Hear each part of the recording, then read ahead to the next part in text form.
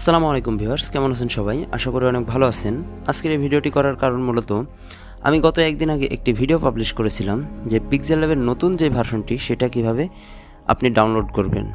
তো ভিউয়ার্স, আমার কাছে অনেকেই বলেছেন যে ডাউনলোড তো করতে পারছি কিন্তু ইনস্টল হচ্ছে না, লেখা আসছে অ্যাপ নট ইনস্টলেড। তো এটা আসার পিছনে কারণ কি? কারণটা হলো আপনার ডিভাইসে আগে থেকে একটি পিক্সেলল্যাব ইনস্টল করা আছে, যে কারণে মূলত আপনার ফোনে এই নতুন পিক্সেলল্যাবটি ইনস্টল হচ্ছে না।